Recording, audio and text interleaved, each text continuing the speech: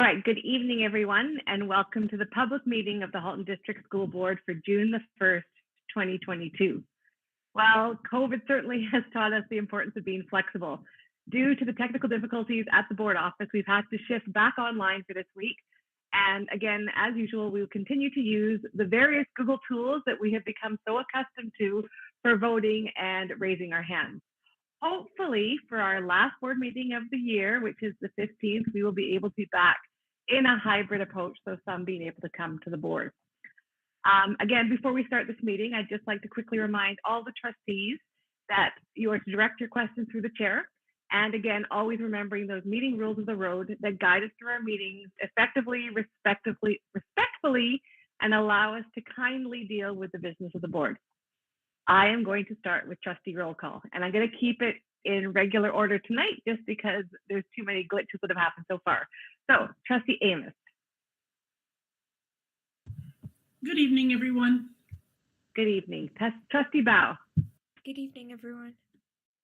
Trustee Collard, I don't know if she's able to come to the meeting tonight. I think Trustee Collard sends her regrets for the public meeting. We'll see if she comes in later. Trustee Daniele. Thank you. I'm here. Great. Vice Chair Harrison. Hello, I'm here. Thank you.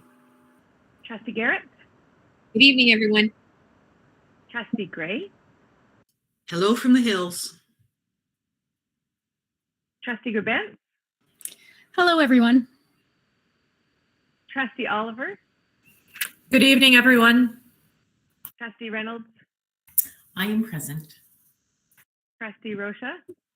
Good evening. And Trustee Vigilankara. Good evening, everyone. Awesome. And if you notice, there was one little mistake, but we'll see. We'll just let it lie. Director Ennis, can you please note staff which are in attendance this evening?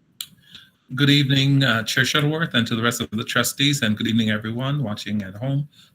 We have a full slate of senior staff here tonight just to support the meeting, so happy to be here. Great, so much.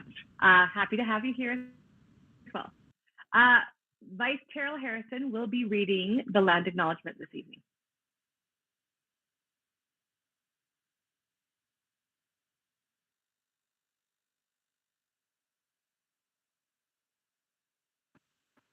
Thank you, Madam Chair. My apologies for the delay. Halton, as we know it today, is rich in history and modern traditions of many First Nations and the Métis. From the Anishinaabe to the Attawandaron, the Haudenosaunee, and the Métis, these lands surrounding the Great Lakes are steeped in Indigenous history. As we gather today on these treaty lands, we have the responsibility to honor and respect the four directions: land, waters, plants, animals, ancestors that walk before us, and all the wonderful elements of creation that exist. We would like to acknowledge and thank the Mississaugas of the Credit First Nation for sharing their traditional territory with us. Thank you so much. Now, being the first board meeting of the month, we will also continue to formally acknowledge the History and Heritage Month as identified by the Government of Ontario. The purpose of doing this is to celebrate the diversity and to commemorate the history and recognize and pay tribute to the contributions that people have made and continue to make to economic, political, social, and cultural fabric of Ontario society. We would like to take this time to acknowledge two other important recognitions today as well. So we have Italian Heritage Month, Portuguese History and Heritage Month, Pride Month, and National Indigenous History Month. So we'll start off with Italian Heritage Month. I'll give you a little bit of a background. The province of Ontario celebrates Italian Heritage Month since June of 2010, when the Italian Heritage Act of 2010, that Ontario is home to more than 1,350,000 Italian Canadians. Since the 1880s, the Italian Canadian community has made and continues to make significant contributions to the growth and prosperity of the province of Ontario. Next up is Portuguese History and Heritage Month, and I'm actually going to pass this over to Trustee Tanya Rocha to give you some background. Thank you. As the daughter of Portuguese immigrants, I am honored to announce the start of Portuguese History and Heritage Month. For over 500 years, people of Portuguese heritage have made Canada their home. From politics to the arts and sport to cuisine, they have made significant contributions and continue to have a positive impact. Sendo filha de pais portugueses, é com muito orgulho que anuncio que hoje marca o início do mês da herança portuguesa no Canadá, quando reconhecemos as imensas contribuições de luso-canadianos para o crescimento e desenvolvimento do nosso país. Obrigada. Thank you. Next, we have Pride Month. So during the month of June, the Halton District School Board raises the Pride flag to remind us of our duty to create diverse, welcoming, and inclusive communities. Pride Month is about coming together to celebrate. The Pride flag is but a small symbol to let all know that the Halton District School Board is committed to work with integrity and passion in support of the 2S LGBTQIA+ community. And finally, the month of June was also named National Indigenous History Month in 2009. While National Indigenous Peoples Day has been celebrated on June 21st since 1996. Indigenous people and Canadians across Turtle Island celebrate National Indigenous History Month to honor the history, heritage, and diversity of Indigenous people. It is also an opportunity to recognize the resilience of present-day Indigenous communities. So those are a little bit of a background to the Heritage and History Month that we celebrate in June. Next, we are up to the agenda. Trustee Daniele, would you like to move a motion to approve the agenda? Thank you. Yes, I would. Great, thank you so much. Trustee Garrett, would you like to second that motion? Yes, I would. Thank you.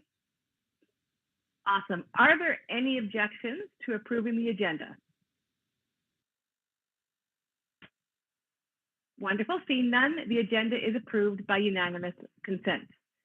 So as we move on, we'll just check in. Are there any declarations of possible conflicts of interest in tonight's meeting? Wonderful. Seeing none, we are now up to items 2.0, which are delegations and presentations to the board. And my favorite part of the night is the Inspire Awards. Tonight, we are honored to present HDSB Inspire Awards. An Inspire Award is given to an individual or group that is formally or informally associated with the Halton District Caring, Initiative, Innovation, and Creativity. Tonight, we have 8 awards to present. Trustee Grabentz will run the presentation created by Heather Francie in the Communication Department. Before each presentation, I will read the name of the recipients and name the trustee presenting the award. So first off, we have Elizabeth Cook from Silver Creek, and Trustee Gray will be presenting. Thank you so much. Elizabeth Cook is a teacher librarian at Park Public School and planning teacher at Silver Creek Public School. As a teacher librarian, Liz enriches the learning community in her schools by exposing students to new dynamic ways of learning through innovative lesson strategies. Liz converted a section of the Learning Commons into a dedicated makerspace. She collaborates with teachers to plan and implement Genius Hour presentations and enhances literature lessons by integrating tools within the space. Liz inspires students through her charity work, which includes donating her hair each year to the Canadian Cancer Society and assisting her local animal shelter. Liz hosts a weekly writing club and holds students to a fair and consistent standard, insisting on accountability and creating learning opportunities that are memorable and effective. Liz dedicates all of her personal time at school to helping her students achieve success by building relationships of respect and encouragement to help them achieve their goals. Liz is an incredibly deserving teacher of this award. Thank you. Next up is Kelly Gorjup from George Kennedy Public School. And again, Trustee Gray will be presenting. Yes, thank you. Kelly Gorjup is a physical education and planning teacher at George Kennedy Public School. Kelly consistently demonstrates high ideals, professionalism, knowledge, and the ability to help students become the best they can be, both in the classroom and in the community. She goes way beyond to get her job done. She arrives at school early in the morning to set up games for special occasions and stays after school to plan school trips for students. She is a teacher who gives up her lunch break so junior students can have an open gym and play. Kelly volunteers her time after school and manages track relays and practices for students so they can compete with other schools. Having a wonderful rapport with her students, Kelly plans games in such a way that all students are included. She is always the first one in the building to take the initiative to plan engaging sport activities for the students. As a new teacher, Kelly has quickly become a role model and someone staff look up to because of all the hard work she does. Congratulations, Kelly. Congratulations. Thank you so much. Next up is Debbie Evers from Glenview Public School, and Trustee Reynolds will be presenting. Thank you. It is my honor to present this award to Debbie Evers, a teacher at Glenview Public School, and I'm delighted to read a snapshot of the nomination. Debbie truly wants everyone to succeed. Her communication with parents goes above and beyond.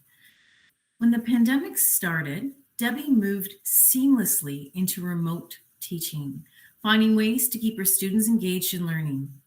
She would post videos for math, showing her whiteboard and how to come to a solution. And she welcomes calls from parents and even offers to call students to go over work on the phone. She certainly meets the requirement of exemplary contribution under extraordinary circumstances. She even dropped off a book to each student at the end of the year, and she lent others some of her own books to read throughout the summer. Always doing her best for every student and supporting every family, Debbie is extremely deserving of this award. Congratulations. Thank you. Congratulations, Debbie. Next, we have Tara McMinn from Dr. Frank J. Hayden Secondary School, and Trustee Grabentz will be presenting. Tara is the Department Head of Special Education at Dr. Frank J. Hayden Secondary School. An inspiration for all educators, Tara has guided and helped those in the school through thick and thin situations, helping them see the good in themselves and what they have accomplished. She helped some deal with family trauma and would meet with students virtually during remote learning to help them address situations within the school, and spent time creating strategies and always provided a listening ear.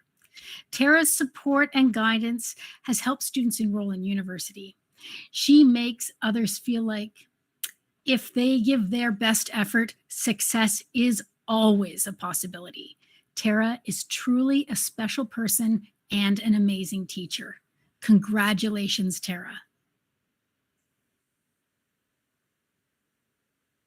Thank you very much. Next up, we got a big group. We have Team 5409 Chargers Robotics from Garth Webb Secondary School, and Trustee Oliver will be presenting. It is my pleasure to present the Inspire Award to Team 5409 Chargers Robotics, a team of more than 80 students, staff, and industry mentors at Garth Webb Secondary School. This team has achieved so much over the last few years, rising above challenges and exemplifying what teamwork is. When competitions were paused due to COVID-19, Team 5409 continued building at new skill sets, testing new designs, training new members, and engaging in succession planning with younger team members taking on more senior roles and preparing to take on the 2021-22 season. This group knows how to pick themselves up when things aren't going their way. They are a great group of kids with a great group of mentors and support staff, encouraging open communication and collaboration and problem solving as a team. These innovative students are often known to help rookie teams at competitions too. With attendance limited at events this year, the way the team has stayed connected with those not at the competition and shared in the camaraderie has been inspiring. The cheers from school could be heard all the way to competition venue. The staff in this group are an inspiration, and through their example, students are emulating commitment, drive, and teamwork, going above and beyond to learn from each other and experiences and getting stronger. Congratulations, Team 5409 Chargers Robotics. Wonderful. Thank you so much. Next, we are up to Sean McCarthy from P.L. Robinson Public School, and Trustee Garrett will be presenting. Thank you so much. It is my honor to present Principal Sean McCarthy of P.L. Robertson the Inspire Award. He goes out of his way to ensure each staff member feels valued and appreciated. The way he treats staff helps motivate and inspire them to do their best. He goes above and beyond for students, making sure each one is connected and feels a sense of belonging. No matter what's going on in the school, Sean is always calm, with a respectful manner, and a great sense of humor. He takes feedback and maintains a learner stance, a courageous quality in a leader, and one that fellow staff attribute to why P.L. Robertson just gets better and better. I can attest that all of these comments are true, and I'd like to congratulate Principal Sean McCarthy. Wonderful. Thank you so much. Okay, next up are two people from Tecumseh Public School, and they will both be presented by me. And the first one is Stephanie Fasaro. Stephanie Fasaro is a teacher at Tecumseh Public School. When Stephanie's class was learning remotely, she made up weekly packages that included hands-on activities such as dice for math games, snap cubes, and arts and crafts supplies, as well as other learning resources like whiteboards and leveled readers, and delivered them to each student. Stephanie created brand new lesson plans that involved students doing lots of hands-on projects to ensure they were engaged all day. She made sure students never went without and took note of students who may have been missing basic supplies at home and would slip them into their weekly packages so everyone had a chance to participate and succeed. Stephanie is skilled at thinking outside of the box with her teaching, turning lessons into memorable experiences. The most inspiring thing about Stephanie is that she cares deeply for her students and their ability to see the best in themselves. She is always encouraging them and pushing them to do the best they can do and helping them succeed every step of the way. Congratulations, Stephanie. Next up is Melinda Gibson, again from Tecumseh Public School. Melissa is a designated early childhood educator at Tecumseh Public School. She takes the time to get to know each child in her class to understand their specific likes and dislikes, personalities, and needs, so she can apply a personalized learning approach to each child. And she is constantly adapting her approach when those things change. Melinda starts each day by greeting every parent at drop-off, which creates a relationship with each family. She is dedicated to providing opportunities for growth and keeps detailed observation notes to track growth and assist teachers with report cards. She is constantly learning and improving her practice through professional resources, PD opportunities, and teacher networking. Melinda never gives up on a student. She never gives up trying to figure out what works and takes so much pride in her job and celebrates even the smallest success with her students. Congratulations, Melinda. And congratulations to all of our Inspire recipients tonight for your outstanding support of students in the Halton District School Board, supporting and promoting their achievement and well-being. A special thank you to Susan Thrasher in the Director's Office, who every month works to ensure trustees have all they need to assess nominees. For everyone watching this evening, please continue to nominate people or organizations who support our students and their achievements through exemplary caring, initiative, innovation, and creativity. The nomination form is available on the hdsb.ca website. Everyone in the Halton District School Board community can nominate or be nominated. Families, neighbors, related organizations, staff, students, and volunteers. All nominations are greatly received by trustees. Okay, Thank you so much. We have no presentations this evening, and that brings us up to the consent agenda for both approval and information. So we have the Halton District School Board minutes from May 18th and the order paper. So I'll put the motion on the floor. Be it resolved that the Halton District School Board approve the consent agenda for approval and receive the information items for June the 1st, 2022. Trustee Oliver, would you like to make a motion to deal with the consent agenda items? Yes, I move the motion. Thank you so much. And Trustee Reynolds, would you like to second it?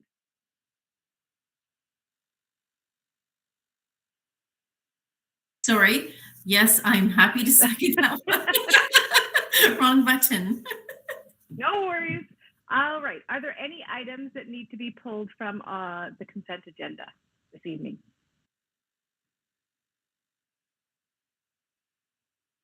All right. Seeing none or seeing no comments, are there any objections to approving the consent agenda for this evening?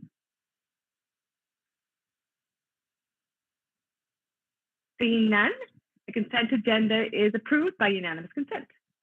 So, wow, that brings us up to item 5.0, ratification or action items for this evening. We start off with 5.1, ratification of business transacted in private session. Vice Chair Harrison, do we have any business from private session that requires approval? Yes, we do. We have 3 items. So I'll start. They're in order that we covered them. Be it resolved that the Halton District School Board approve the resolutions from the Halton District School Board meeting in private session June 1, 2022, respecting property matters, report 22074. Thank you. I don't know, Trustee Collard, I don't think is here. So Trustee Reynolds, would you like to move that motion? Yes, I will. Thank you. Awesome. And Trustee Grabentz, would you like to second that? Yes, I would. Awesome. Is there any discussion or debate? Point of order. Yes? I believe Vice Chair Harrison actually moves it, and then Trustee Reynolds is the second. Already had moved. Oh, it. so It's the sorry. second we needed. You're right. Thank you so much. I realize that. Sorry. Thank you so much. So Vice Chair Harrison moved, Trustee Reynolds second. Is there any debate? Thank you very much, Trustee Amos. Wonderful. Seeing none, if we can all pop on over to that voting page and cast our votes.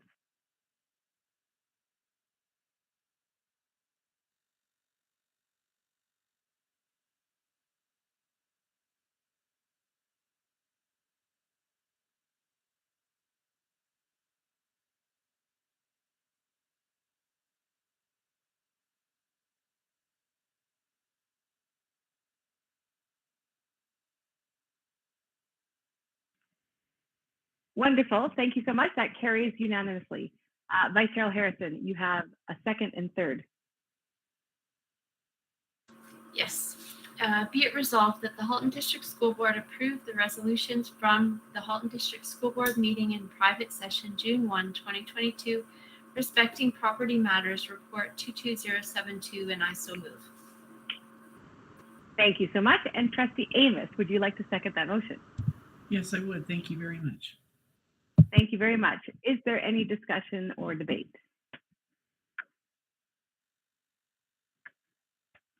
Wonderful. See none. Again, if you can please cast your vote. Thank you so much.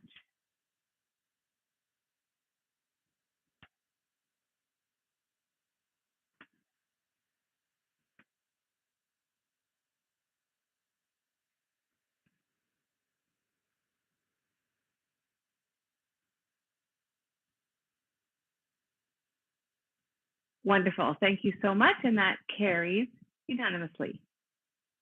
Item number 3, Vice Chair Harrison. Okay, be it resolved that the Halton District School Board approve the resolutions from the Halton District School Board meeting in private session June 1, 2022, respecting negotiations, report 22073, and I so move. Thank you so much. Trustee Daniele, would you like to second that motion? Thank you. Yes, I would. Wonderful. Thank you so much. Is there any discussion or debate? Seeing none, one more time, off to our voting pages, please.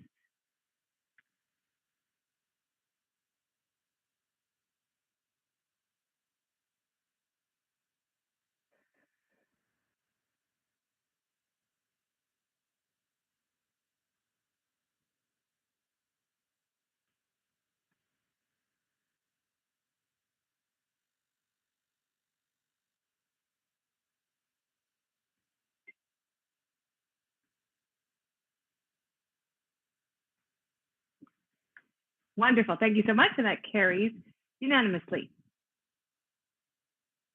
All right. Thank you very much. We are now up to item 5.2 for action this evening, June 1st, 2022. 5.2.1, looking at the themes from Reimagine Forward, report number 22078, presented to us this evening by Vice Chair Harrison and Trustee Gribben on behalf of the Reimagine Forward subcommittee. Would you like to speak to this report? Yes. Go ahead. Okay, thank you so much, everybody. And it's amazing that we find ourselves here at this point, at this check-in point. This has been a process that's been ongoing for a couple of years now, basically spurred on by the pandemic and the opportunity to think about public education and how it can possibly evolve. So the initiative Reimagine Forward caught the eye of over 3,000 people. There were 181 contributions made. 90% of those were from within the Halton region and 10% were from outside of Halton. So of the 90% that were inside Halton, 75% or 3/4 were affiliated in some way with the Halton District School Board, and 25% were not, which is great because public education, of course, spans beyond the HDSB. So it was great to have such a diversity of people involved, parents, education staff, community members, former education staff, people from the university sector, elected official, and somebody from industry was also involved. They contributed in a number of ways, their ideas and stories. Firstly, the main way was through the Engage HDSB portal, which was new and set up for this initiative and perhaps will carry forward as a way for engaging. People submitted their ideas and comments via email, and they also joined a community virtual meeting through which we were able to showcase the portal and also to hear people's ideas. There were a number of themes that were identified by us, the subcommittee, and those themes include assessment, collaboration with community, health, wellness, and fun, learning in, with, and about the natural world, learning process and the curriculum, opportunities for school facilities, philosophical perspectives related to public education, public school as a model for a just and inclusive society, systemic considerations, teaching processes and school leaders, and transitions. So, and those opinions, ideas, and stories that were contributed were not all of the same mind. So we did hear some diverse and sometimes challenging ideas.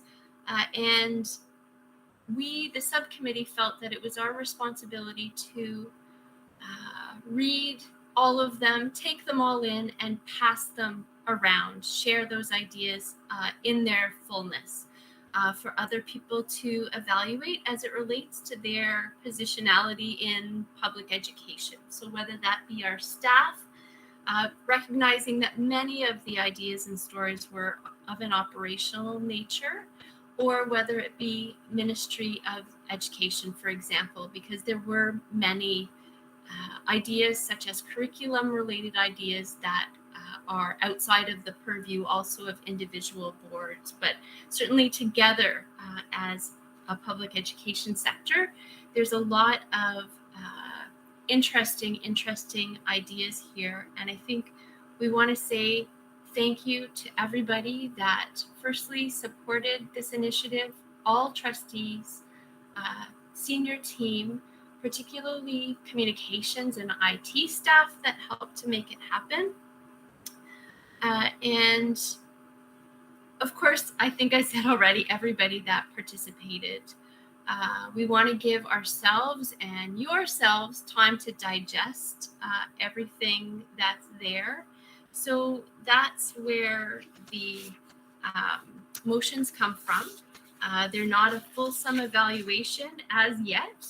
And so we'd like to ask the director to take a look at all of the ideas that came forward to share broadly in the education sector.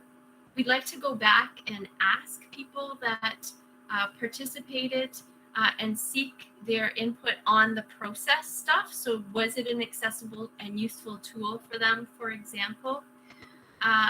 And then lastly, hopefully to hear back from staff in terms of their thoughts on the ideas that came forward.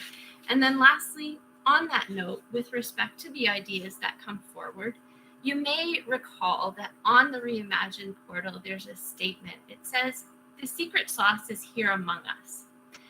And a number of the ideas that came forward are already growing. The seeds have been planted in HDSB through initiatives such as The Shift, which is a homegrown innovation incubator. And so in the report, you'll see a couple of snippets that I found on social media the exact day that we submitted this report. There are examples shared each and every day of things like reassessing assessment and evaluation, of combining science and art or other subject matter for broad cross-curricular learning. There are ideas manifesting and taking place on learning in nature. So some of these things, the idea maybe is to promote them more because they are happening, or for them to grow. So on that positive note, I would just like to see if Trustee Grabentz or any of the other subcommittee members want to say anything, especially if I've missed things. Thank you. I just want to actually thank Vice Chair Al Harrison for really spearheading this group for 2 years. It's been quite a project.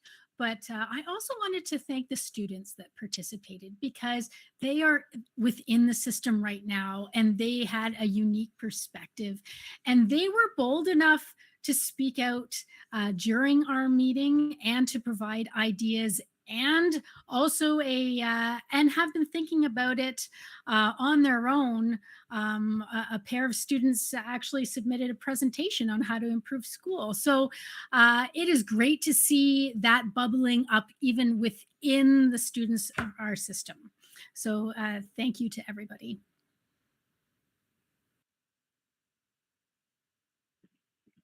Thank you. I know there are 5 of us on this committee. I don't know if Trustee Oliver or Trustee Reynolds have anything they wanted to add.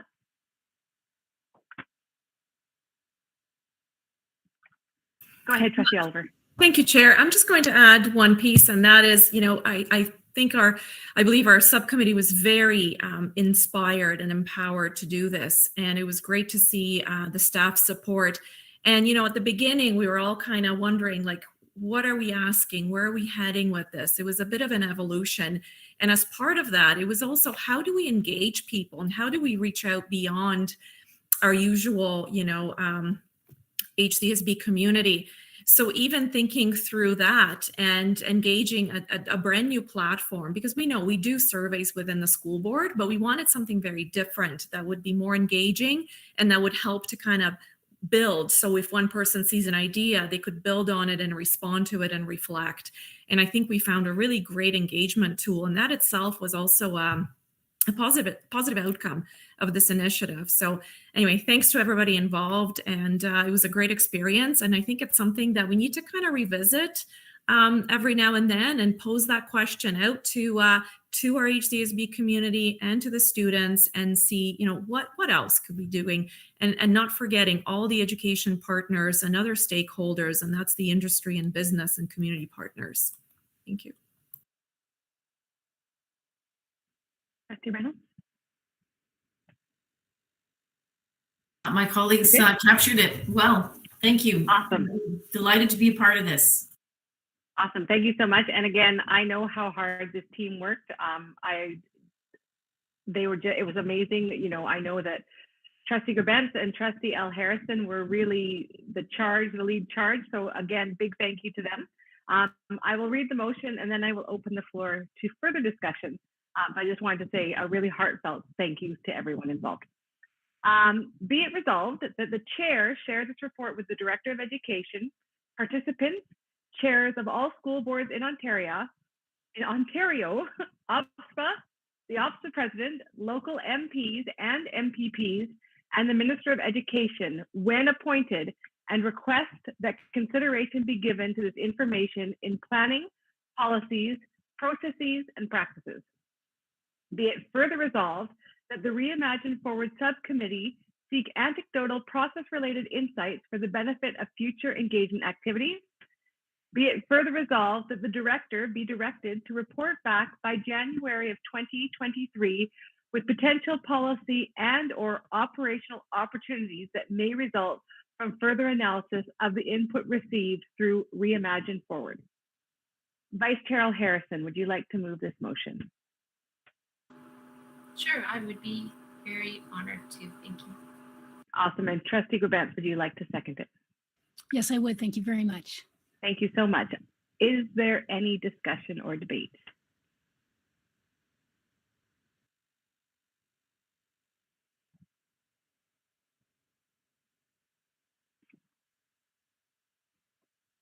Okay, seeing none, I will ask you all to pop on over and cast your votes, please.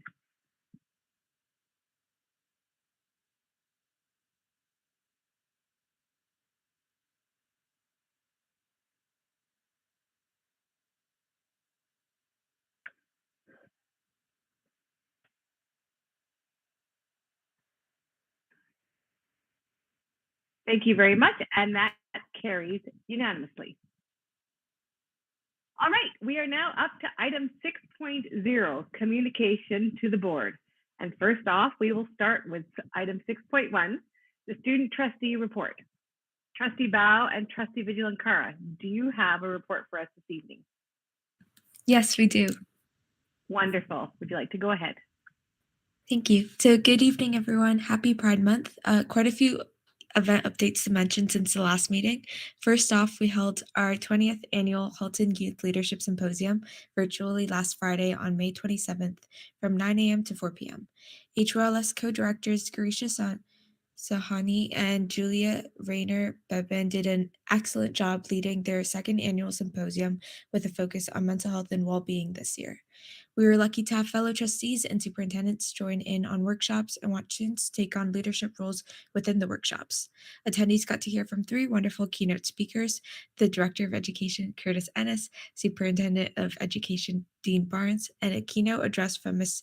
Pooja Amin, and finally a mental health panel led by our Student Senate Mental Health and Wellbeing Subcommittee.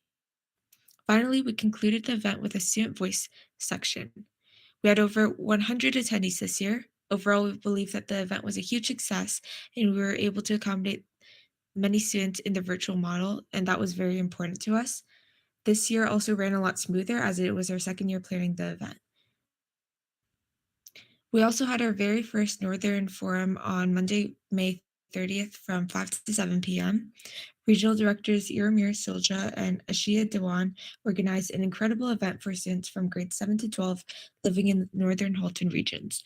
The purpose of this event was aimed to students to learn more about Senate, start engaging with us, and bring their knowledge back to help us build our currently low platform.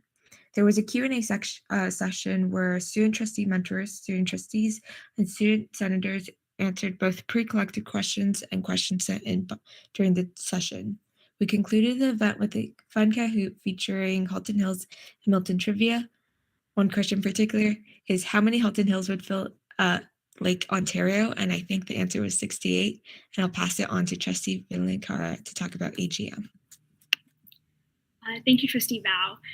On Thursday, May 26th, Trustee Bao and I traveled to Toronto for Osta ACO's annual general meeting.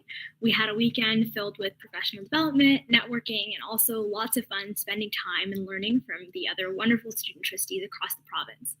Our incoming student trustees also attended this conference, and we wanted to share with you their reflections and comments. Student trustee-elect Cindy Wang shared that AGM helped her gain more confidence with the student trustee role, as it gave her lots of guidance in regards to proper behavior, public affairs, and what the role actually requires. She also met many people and was able to hear some of the current student trustees' firsthand experiences. She really enjoyed the presentations from the different organizations and felt inspired and generated a lot of ideas for the upcoming year. Overall, she felt that AGM was a wonderful experience. Student trustee-elect Ethan Ruggiero shared that AGM really helped him develop his communication and networking skills. Furthermore, some of the workshops, such as information on contacting constituents and boardroom etiquette, provided insight into the role. Overall, he also had a really great experience, which improved his knowledge on the role of a student trustee. Our final Student Senate meeting will be held virtually on June 7th. Trustees and superintendents are more than welcome to attend this meeting. We have a jam-packed agenda. We will be presenting the first ever Student Sustainability Leadership Awards at this meeting. As well, Superintendent Proto will be attending to collect student senator opinions for the student panel that will be taking place at the HDSB Leadership Conference in August. Finally, we will be discussing the year-end newsletter and, of course, celebrating all of the senators' hard work this year. One last thing, we wanted to mention that tomorrow is the provincial election. Many of our students in the HDSB are eligible to vote as they are 18 or older, and this might be their first time voting, myself included. So we highly encourage all eligible students to vote and make sure that their voice is heard. It's not only our civic duty and our right, but also an excellent way of ensuring that youth voice is heard at that provincial level. And just a quick final thing, you don't have to have been registered to vote in order to vote tomorrow. So you can show up, show your ID, proof of residence, and register to vote then and there. I called them just like 5 minutes ago and they confirmed that because I would have forgotten. So yeah, definitely vote from 9 a.m. to 9 p.m. tomorrow. See where you're registered to vote. And yeah, just vote. Thank you all so much. We're happy to take any questions.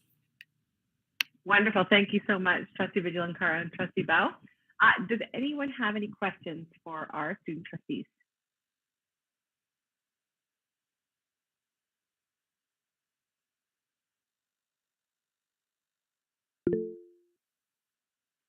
Trustee Gerbentz. I just wanted to thank the student trustees for the invitation to attend the symposium. I was able to attend a couple of sessions and was actually put into a group to discuss ways of improving leadership, and it was very interesting. Some of the concepts that came forward, especially around students, teaching students, mentoring students. There was a lot of cross-grade, wanting some more cross-grade interaction, and that was coming from the older students wanting to work with younger students. So I found that was very interesting. I just sat quietly and listened, but thank you so much. Thank you so much for attending. Thank you. Does anybody else have any questions or comments for our student trustees?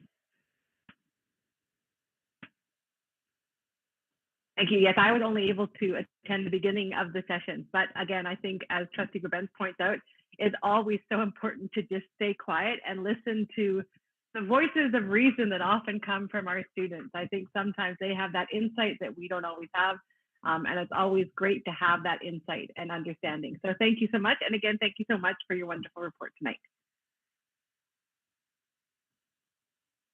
Okay, moving right along, we are up to item 6.2, items for action at the June 15th meeting. And there is one of these for tonight. So as per our bylaws, many items coming to the board for decision will need to come to the board table more than once. The first time for information and the second for consideration for approval. This gives both the board and the public time to consider these items. And as I said tonight, oh, actually, I'm so sorry, we have two. Tonight we have, first off, the 2022-2023 draft budget report number 22068. Superintendent Nagoy, I'll pass the floor over to you. Thank you. And for the chair, to all trustees, myself and my team are very happy to present the draft budget for 2022-2023. The budget overall is in the amount of 855 million for the operating portion, plus 146 million for the capital portion. It is important to note that it is a compliant budget. However, it is a deficit budget within the compliance regulations at 7.2 million use of surplus in order to support both the multi-year plan and strategic initiatives, as well as to support learning and the learning gaps created by the pandemic.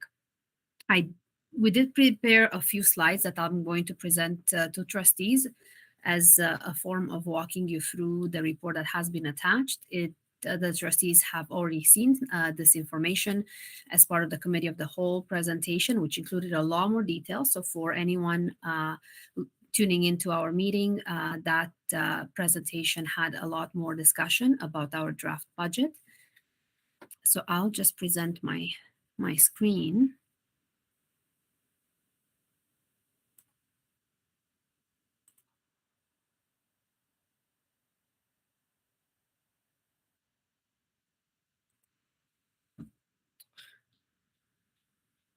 Okay.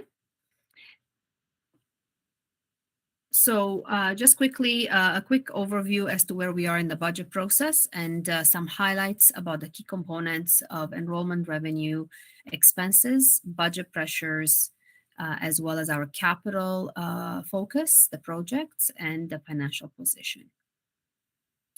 As trustees are very well aware, the budget development process does align with the multi-year plan and the strategic priorities identified therein. It aligns with the action items that are being identified and will come back at the next meeting on June 15th in terms of the annual operating plan and the special education plan. It takes into account the main areas of risk or what we call our corporate risk profile that may impede our abilities to achieve the strategic plan, as well as all the accounting and regulatory compliance and requirements. So at this point in time, we have a draft budget. It is just slightly different than what trustees have seen at the May 11th Committee of the Whole. Because we have gone through all the forms and a couple of updates to the form that the ministry has released. So it was a small change, an increase in the transportation allocation on the funding side. Other than that, everything remains the same as it was presented to trustees at the Committee of the Whole. We'll be back on June 15th, as Chair Shuttleworth has mentioned, for the approval of the budget. In terms of enrollment, we are still seeing a little bit of growth when we look at budget to budget in both panels. However, it's much smaller in terms of additional enrollment than what we have been accustomed to prior to the pandemic.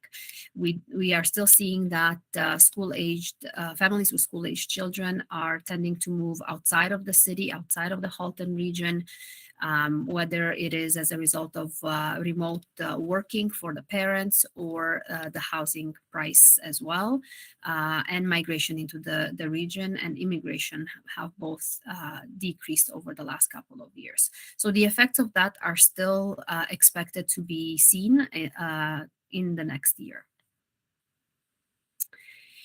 In terms of our total revenues, most of the revenues we receive from the province through grants for student needs and some additional provincial grants that are one-time in nature.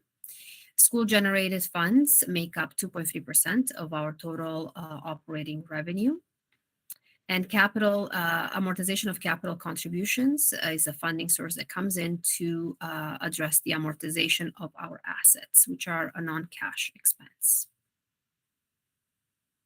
As we've talked to trustees at the committee meeting, we wanted to just highlight the provincial average of per pupil funding, which stands currently at just over $13,000 for next year. And the Halton District School Board's per pupil average at $11,700. So quite a bit lower than the provincial average. You can see over the years, it's been pretty significant at around $1,300 per pupil less. We are ranked 71 of the 72 school boards in terms of the lowest per pupil funding. There are, however, some of the areas where we do not qualify for funding as a means of our demographic location, socioeconomic factors of our population. We do not have many rural, distant schools that are severely underutilized, for example. So we also are not incurring part of the cost, and we're not eligible for the revenue as well. However, we do have a few pressures, which I will mention in the next few slides. So overall, when we look at budget over budget, and just a note, the budget did not include all for last year, all the funding sources that have been identified through the year. So the revised budget is much closer to our current budget. But for the purposes of regulatory compliance, we have to compare budget to budget. So there's 43.2 million increase in revenue, most of it through the grants for student needs. The COVID supports from the prior year have been included in that line item as well, which makes up a lot of that increase, as well as any increases to the staffing or compensation components for salary and benefits. A few items with regards to mental health and special education have moved from the other provincial grants that were timed investments into the grants for student needs, which are continuous, and it shows the commitment to these areas. Other revenues are made up of these items. As you can see, tuition fees remain lower, so similar to the current budget at around 5.7 million. That is about 2 million lower than we had pre-pandemic.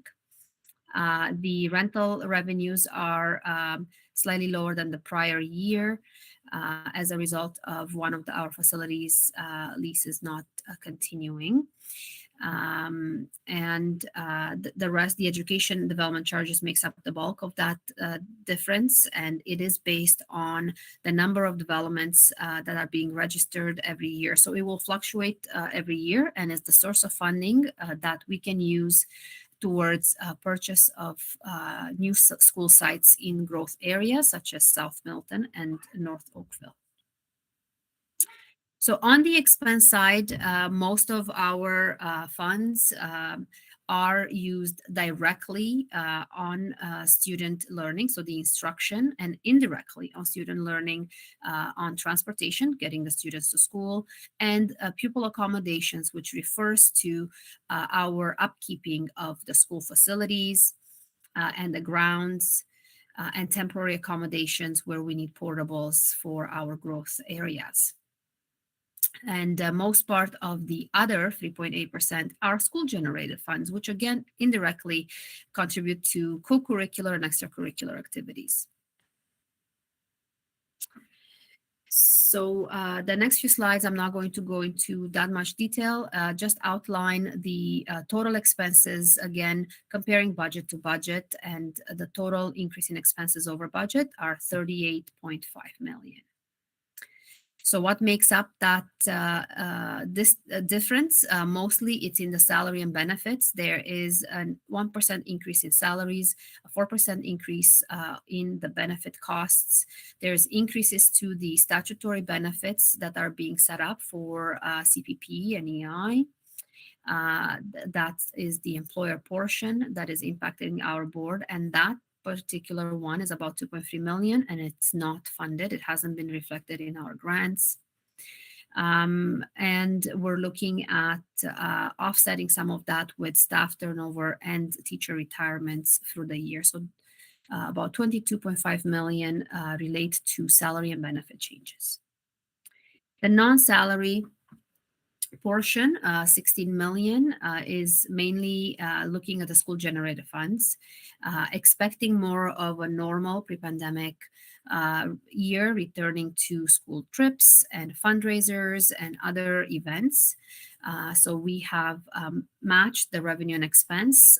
It does not impact our bottom line, but we are expecting to see about 8 million more in school generated funds expenses than what we've had this year.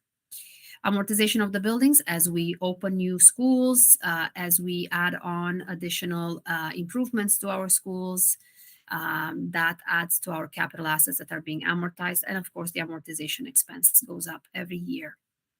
Transportation is another one, about 1.5 million higher, and that is as a result of the increases to the costs, the fuel costs, increases to our contractual obligations, which have a index, a CPI index built into them, adding more programs, opening a new school. So that all of that translates into about $1.6 million increase. School operations and maintenance, again, additional contractual services that are more expensive, as well as opening new schools.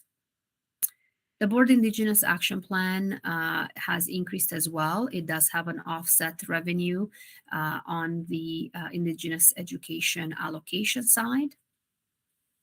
And that is also a bit offset by any changes to priorities and partnerships and secondments. Some of that have moved into the GSN or have not yet been announced. So they would have had an offset revenue. So what are our pressures? I've mentioned earlier our per pupil funding provincial compared to the province is about $1,300 less.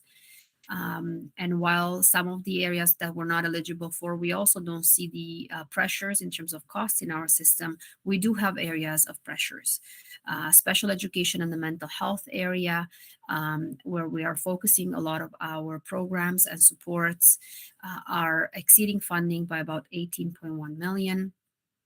We are also proposing in this budget to continue with learning recovery beyond the additional funding that will end at the end of December. So the tutoring supports are only provided for a timed portion, and between January and June, we have decided to continue to support that area for learning recovery, and that will cost us about $3 million. Temporary accommodations, which is the portables, although that funding has gone up, it still does not match our expenses. So we are exceeding that by 1.1 million. The virtual school registrations are quite lower for next year, and that means that we are looking at incremental costs to have sufficient sections for our students and teachers, and not to look at triple grades, for example. So when putting all that into perspective, it costs about $2 million to sustain the virtual schools with low registrations for next year. About 2.3 million are the unfunded statutory benefit rates that have increased. And transportation, which is the area that has changed from our presentation, is over the allocation by 2.7 million. So what are the main staffing changes that we have added? The next few slides are divided into additions to base staff. So about 2.4 million are additions to permanent staff, and they focus, as you'll see, mainly on the mental health and special education area, as well as the Indigenous education area. The next slide outlines the supports, which are one-time additions for 1 year of staff to further support student learning, the virtual schools, to support additional educational assistance for students, both in-person learning and virtual learning, as well as the mental health area, and increase in the occasional teaching support for replacement cost for our teachers for the year. So that is being funded by the COVID support funding, which is a 1 year for $9 million for our board. Additional staff that have been added, and this is through surplus, are listed on this slide. And they focus on the extension of the instructional lead teachers, which are helping with learning recovery, additional mental health supports, child and youth counselors and social workers, a learning disability teacher, and more student supervision, as well as a research officer to continue the good work of dissecting the data that informs our decisions to support a multi-year plan.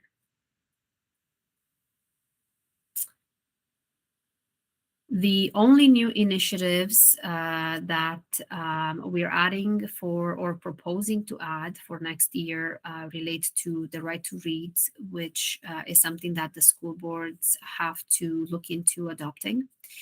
Adding another graduation coach for Black students, and looking at electronic forms for schools, which will reduce workload as well as make it more efficient for parents. So they add up to $485,000. Continuing initiatives from the surplus from the current year are listed on this slide. And again, they are around $481,000. And they focus on the structured learning class pilot, a mental health strategy, active and sustainable school travel, and eco schools, as well as staff well-being initiatives. Our capital budget is provided in the budget book that's linked to the report in more detail. 146 million is the total expected cost for the year. It's funded through the ministry's various funding, capital funding sources, with the exception of an addition to Milton 11, which has been approved from surplus. So you'll see accumulated surplus, the portion to be spent next year, for $350,000. So that has been approved by the board and the ministry.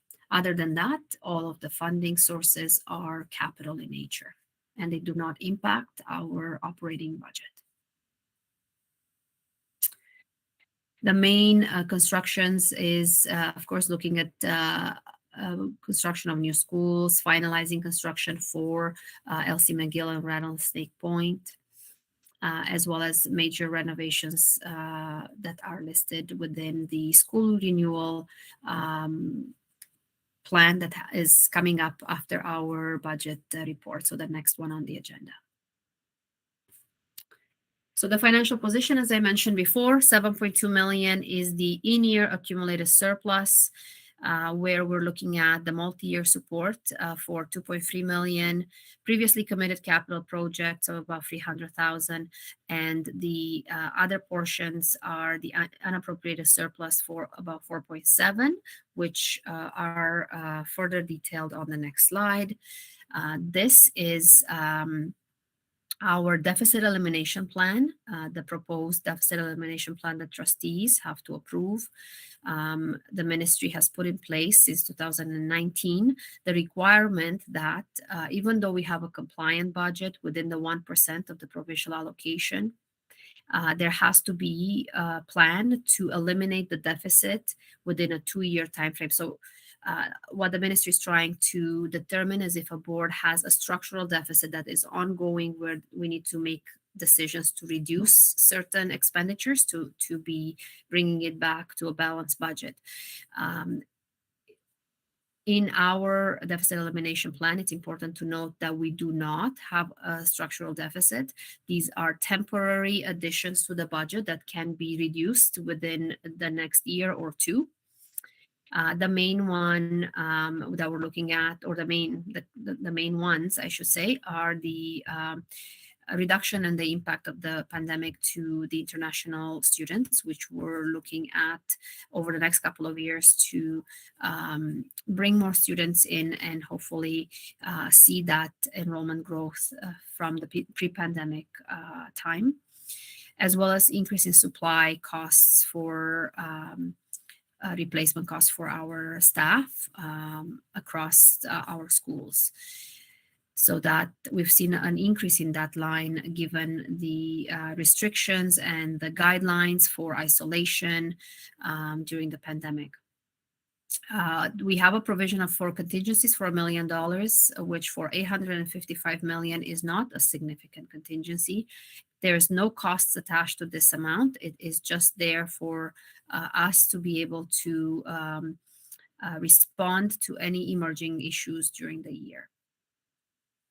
The staffing that I've mentioned in the slides before that are from surplus amount to about 1.3 million are listed here as well as the new initiatives and those continuing from last year. We continue to have related COVID-related PPE and testing costs for about 200,000 that help us to manage the delivery to schools for those through the year as well. And that concludes our presentation of the draft budget, and we'll be happy to take any questions trustees may have. Thank you so much. Do trustees have any questions?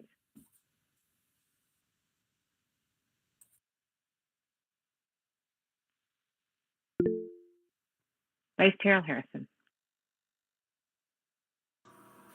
Okay, thank you very much.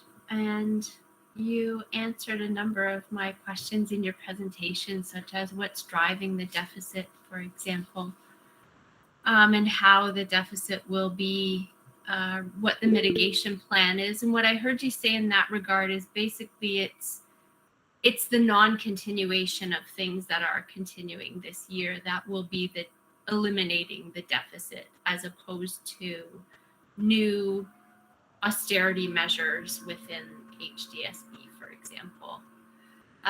My question is, and I may come back on, but just with respect to the per pupil amounts, I think one of the historic challenges has been the census data and utilizing data from previous censi.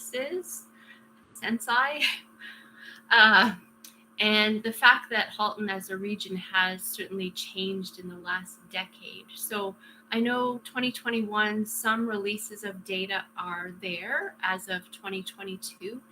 And I just wonder on what census basis is the ministry still calculating some of those amounts? Because I believe it's an area of that disadvantages us. Yes, and thank you for that question. In terms of austerity measures, you are right. They are one-time in nature. And while we can certainly reduce them year to year, but they will still be a loss to our system and the support that we would need through the system. In terms of the census data, the biggest areas that are impacted, I will say, is probably the special education area, as well as the Learning Opportunities Grant. The census data there, there's a couple of areas from 2011 and I believe it's 2019. But it's not all updated. It's only areas that have been updated. Most of it is 2006 and 2011 census data still in some of them. So every year there's a few areas within those tables that get updated in terms of the data that they have, but they have not been fully updated. We do believe that the the data will show that there's significant needs within our region that maybe were not captured from about 10 years ago or more. But also the other challenge is that, for example, there's a set amount of money that is set up for the province for an area. So there's going to be a reallocation. So if we trigger more funding, somebody else might be losing some funding. It's not necessarily that's going to be a net new funding provincially. I think that's the biggest concern, that although there's increases or increased needs, and there's not always additional funding available. It's just a reallocation between boards. May I just follow up, Chair Shuttleworth, on that, since we're on that topic? And that is, though, I understand, and it would be challenging to know that your advantage then becomes a disadvantage for another board.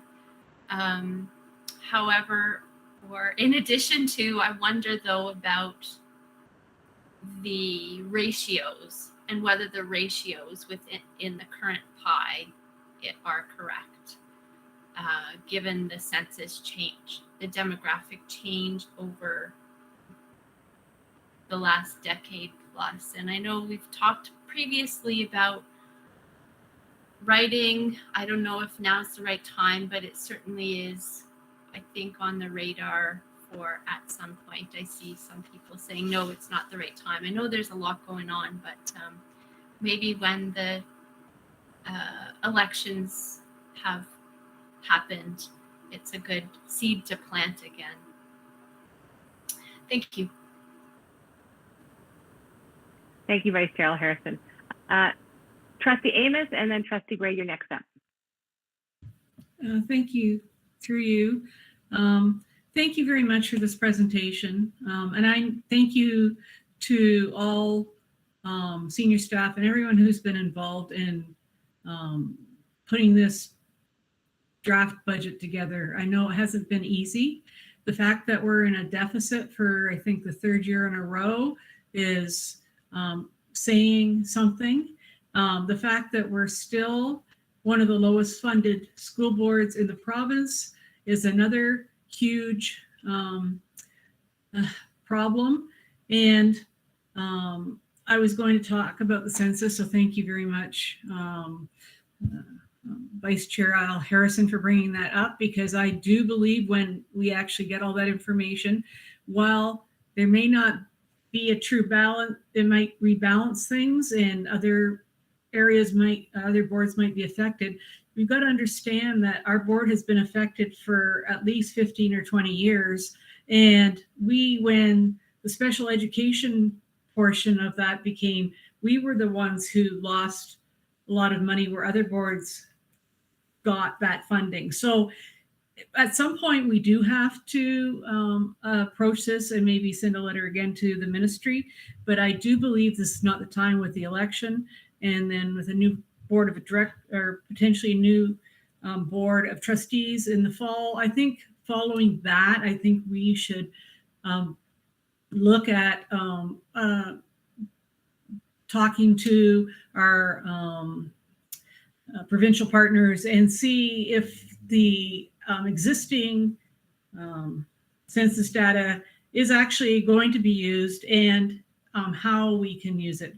But I mean, when I saw the money and I saw the proportions that we're getting based compared to the province, ours is going up incrementally smaller than the actual amount that's the average for a province too. So that is a huge concern. So thank you for this, and thank you for doing the best you can for all students. And I do believe we do the best we can. Again, it's that analogy. Halton does it best. We're like the people who we can do it better because we have the talent and the skills and the people here to do it, but that doesn't make it right. So thank you again. Thank you, Trustee Amos. Trustee Gray. Thank you very much, through the chair. I just wanted to amplify once again that I heard tonight that we are the second last, I guess, this year. Not the last, but we're the second last. Woohoo! We've moved up a rung, I guess. But nevertheless, as to Trustee Amos's comments and also Vice Chair Al Harrison's, the census concerns. I think the public watching tonight needs to understand that and needs to know that the Board of Trustees did undertake a very assertive bunch of measures a couple years ago in connecting with our MPPs to amplify the message that it did not seem to be the right thing, that year after year after year we were the last or second last. But to Trustee Amos's content here tonight, not only are we moving up a little bit, but we're not keeping pace with the rest of the province. And yet I hear time and again when I'm in schools that the needs are growing and it's becoming increasingly difficult to provide the special education supports that are needed right across our board. So I think I agree with Trustee Amos regarding that we need to bring this forward in a future term, and also, who knows, maybe with a new government, whatever government it may be, it needs to be brought forward again. I thank you also. I wanted to just mention, thank you so much, Roxana Nagoy, for mentioning a few reasons why our position being last or second last in the province exists. However, I do not feel that in all of the work that we've done that we feel adequately supported, and that though those reasons exist, it explains a little bit of the disparity, but doesn't account for all of the disparity. And I thank you for bringing that forward tonight. I'm sorry for going on and not having really a question, because my questions were sort of already addressed. So thank you very much. I just wanted to amplify that because I know there's lots of people watching this now or will be watching it in the days ahead. And we need your support to move the message along as well. Thank you so much. Thank you, Trustee Gray. Are there any other speakers? Vice Chair Harrison. My apologies. I just have one question related to the vandalism budget. And while it is a small percentage of the overall budget, it is $600,000. It's my understanding that, and to me, it's a shame that we need to spend $600K on erasing people's activities when that money is very well needed now more than other times in other areas. So I wonder whether there's any appetite to look to see whether there's any creative ways out there of dissuading vandalism, such as putting up graffiti boards, or I don't know what. I know in some of the municipalities with which I've worked, there are certain strategies that are undertaken to dissuade, and I'm sure we're doing that. But I wonder if there are any creative solutions out there, and to let people know there's a real trade-off here. $600K could mitigate some of this deficit position and so on. So I think maybe it's a question for Safe Schools or whoever, to the director. I wonder if some consideration could be given. Thanks. Thank you, Vice Chair L. Harrison, for that. We certainly will take that under consideration, and we'll work with our team of Safe School and Facilities to see what ideas we can brainstorm to mitigate some of these very damaging, and sometimes very hate-filled messages that must be addressed when they vandalize our schools. But I hear you, and I think it's worth looking into. Wonderful. Thank you so much. Are there any other questions?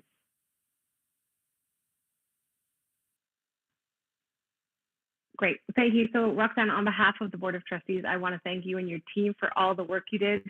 Again, echoing what Trustee Gray, Trustee Amos, and Vice Chair Harrison was saying, I think once dust has settled after elections and everything are sort of done, I think it's really an idea to return to that fair funding sort of program we were looking at. We had that whole infographic and everything looking at and allowing the community to recognize the inequitable funding that happens across the province, in particular for our board and whoever is number 72 in not getting that equal funding from the government. But again, really appreciate all your work. We look forward to this report coming back to the board in 2 weeks' time. Thank you very much. Okay, we are now up to item 6.2.2, Facility Services School Renewal Program for 2022-23, report number 22067. Executive Officer Gaudette and Director Ennis. Thank you and good evening through you, Chair Shuttleworth, to all trustees. I'm pleased this evening to present our 2022-2023 facility renewal program.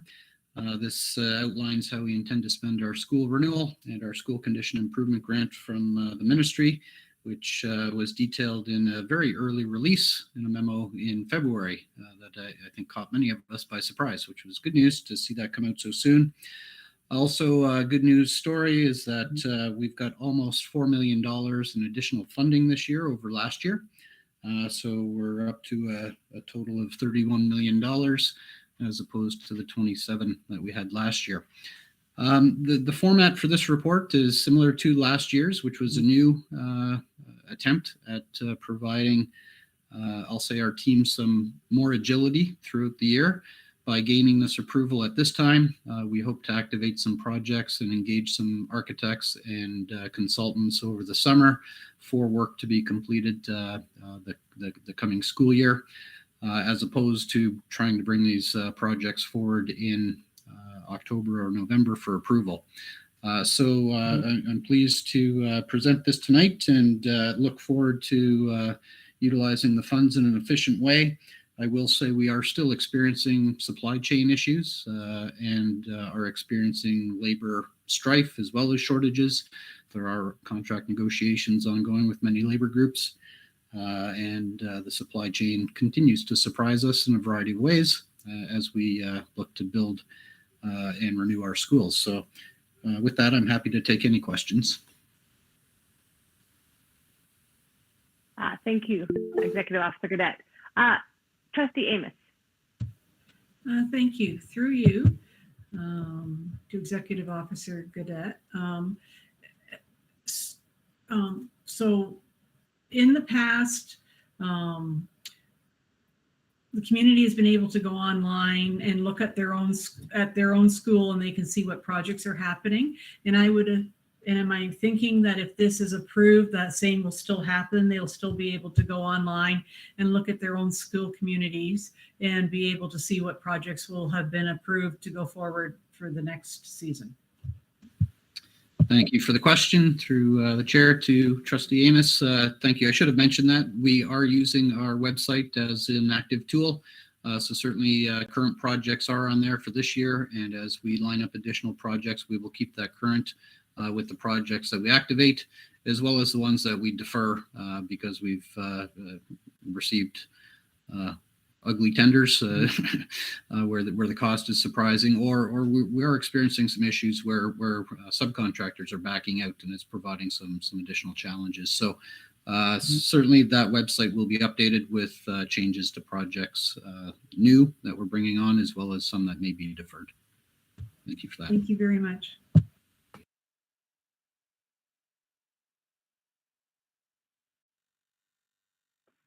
Are there any further questions for Executive Officer Gaudette?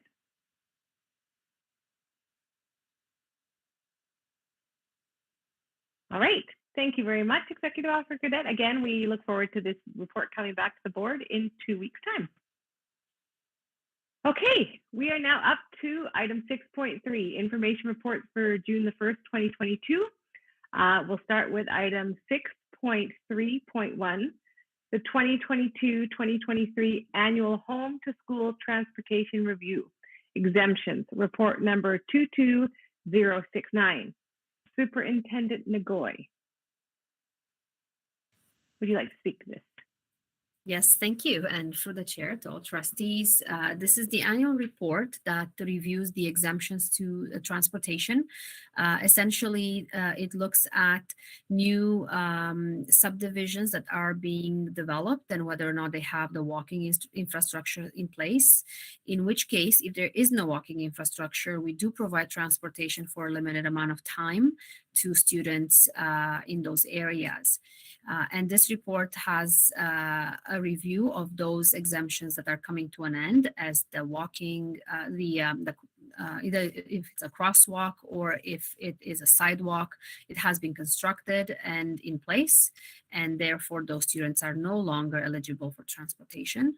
The families will be informed so that they will know that starting in September, that transportation will not be provided. The report also outlines any new exemptions that may come with the opening of new schools or new subdivisions that belong to an existing school. I'd be happy to take any questions. All right, thank you very much. Does anybody have any questions for Superintendent Nagoya regarding exemptions for transportation for this upcoming school year?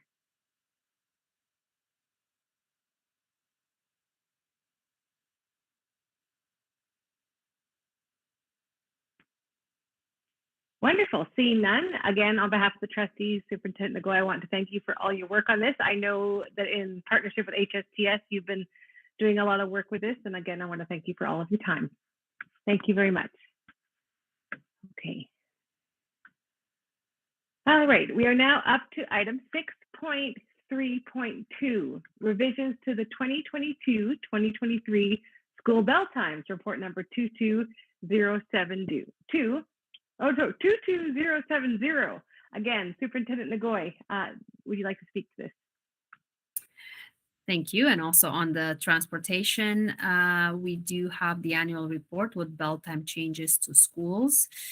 You will note that most of the schools that have been moved in terms of the start or end date are in order to accommodate 2 40-minute nutritional breaks through the day so that we can move all of our schools towards that program and that day. As well as to accommodate the 5-period day for Halton District.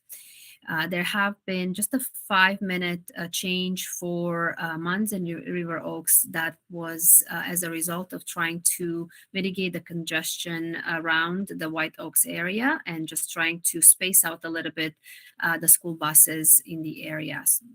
So that was the reason for those. We will be informing schools tomorrow of all these changes in bell times. Thank you. Thank you. Do any trustees have any questions? Trustee Amos. Through you to Superintendent Nagoya, I had thought River Oaks started much earlier than 8:45. So I believe that's when Munns starts. Does River Oaks have that same time? I thought it was earlier in the day.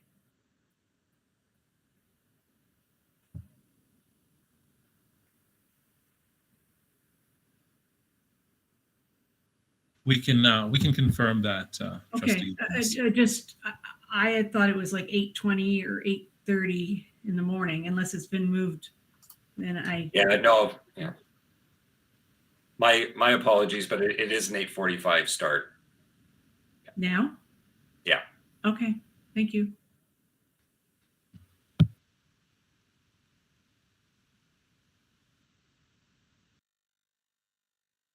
Thank you. Are there any other questions for Superintendent Nagoya?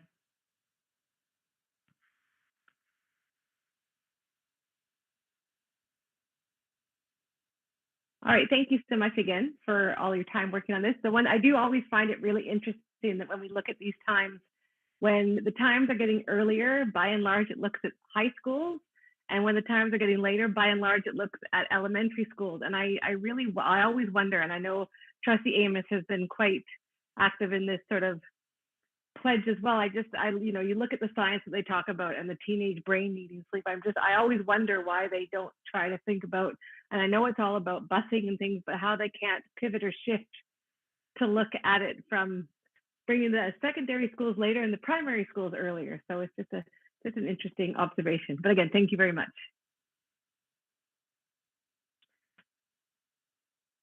Okay, we are up to item 6.3.3, recruitment update, report number 22077. Director Ennis and Superintendent Taha. I'll pass it over to you. Thank you so much, Chair Shuttleworth. This, of course, is always bittersweet. It is bitter because we're losing some great talent and contributors to the Halton District School Board. Associate Director Bogue, S.O. Blackwell, and S.O. Trufen have made significant contributions to our board over the years, and we're surely going to miss them. However, with these challenges, we also were given an opportunity to make some new hires. And so I am pleased to announce tonight that the new Associate Director for the Halton District School Board for the 22-23 school year will be Tina Salmini. And we also would like to recognize Superintendents of Education, Nick Frankovich, Jenny Petko, Jonathan Shosh, and in our superintendent pool, Jennifer L. Refe. We are looking forward to these amazing individuals joining our team, and we believe that we have complemented our team in ways that will allow us to continue our commitments to our multi-year strategic plan. So that's the report for this evening.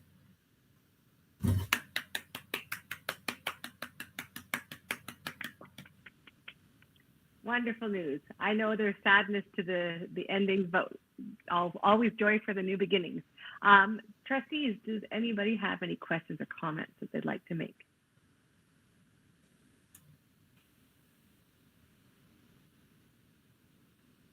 All right. Well, first of all, welcome to the family, Jonathan Shaw, Jenny.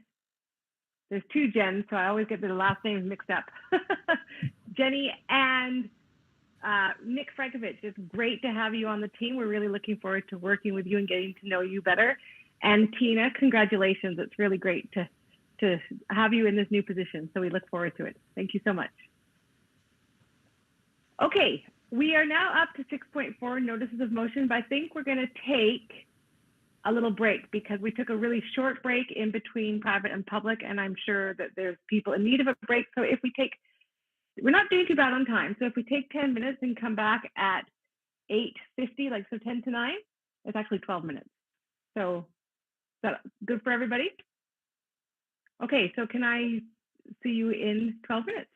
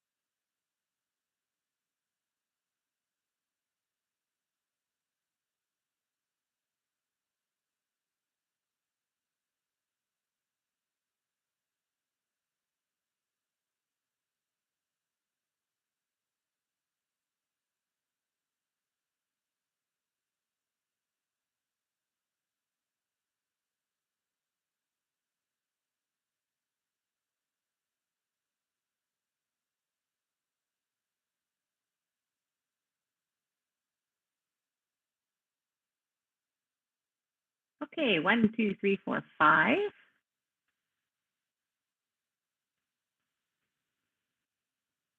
6, 7. Awesome.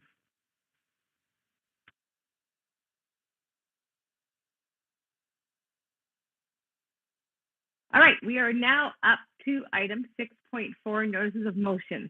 And we have one for this evening, item 6.4.1, review of public delegation policy and governance procedure, report number 22079. Trustee Rocha, do you have anything to speak to this about, please? I'll say a few quick words. The motion that's going to be presented in a couple of weeks' time essentially is a request to approve a policy and governance procedure in respect to public delegations to the Board of Trustees. The proposed revisions will be shared at the next committee of the whole, at which time all trustees can review, provide input, and hopefully it'll be finalized by the next board meeting. Thank you. Thank you. Does anyone have any questions for Trustee Rocha for the upcoming motion?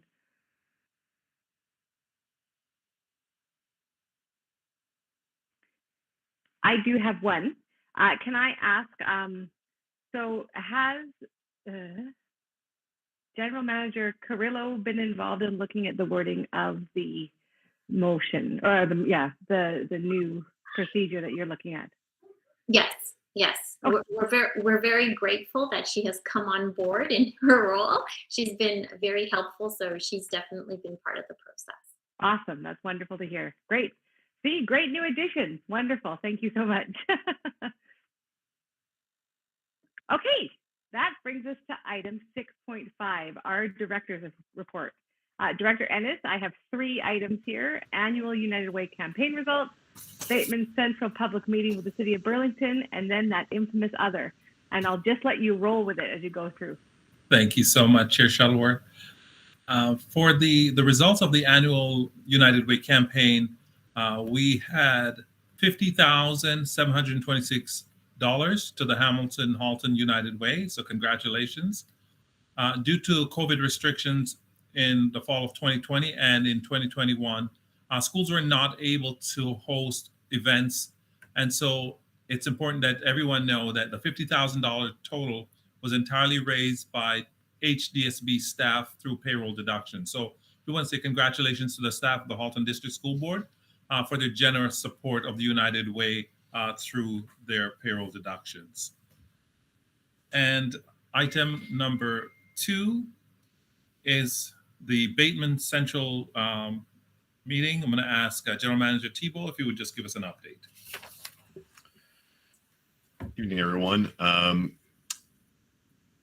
Just to provide a quick update on yesterday evening's meeting that took place and was hosted by the City of Burlington. The City of Burlington hosted a public information meeting to discuss their disposition of the Burlington Central field, and also to discuss the long-term lease arrangement for both entering into a lease with the Halton District School Board at Robert Bateman, or the former Robert Bateman, as well as entering into that long-term lease with the University of Brock. The format of the meeting was a 30-minute presentation by city staff, which was joined by panelists from both the Halton District School Board as well as Brock University.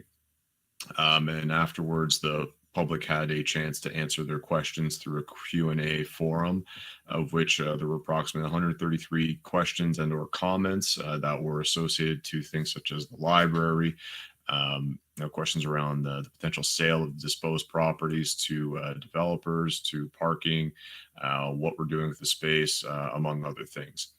Over the period of about an hour after the presentation was provided by the aforementioned city, university, and board representatives, we answered about 38 questions collectively from the community. Of those that were answered, which there was some duplication. And overall, I think we were successful in addressing a lot of the questions that came up that evening. So with that, the next steps is this will be going forward to City Council.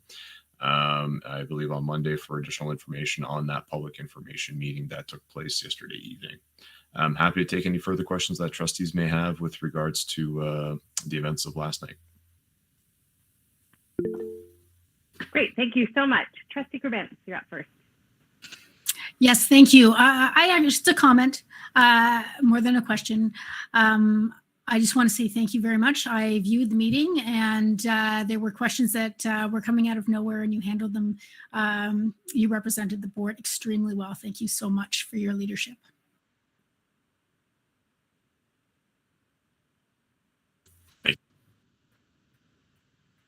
Thank you. Okay, the next item we have up in the infamous other, Chair Shuttleworth, I have a few items. First, I just want to recognize that the Progress Pride flag was raised at JWS a couple weeks ago, and it is still flying high, and schools right across the Halton District School Board, along with our facilities, are flying their flags. I think many of you saw or even participated in the many flag raising that was happening right across the district. We saw excited students and teachers, families, and communities raising the flag. And so we are very proud of continuing to lead the way in inclusion. Wanted to just thank everyone for their support of the Director's Series. We had the last one last night. And just to remind everyone, we started with our anti-Semitism, the longest hatred. Then we had Black excellence, today and every day.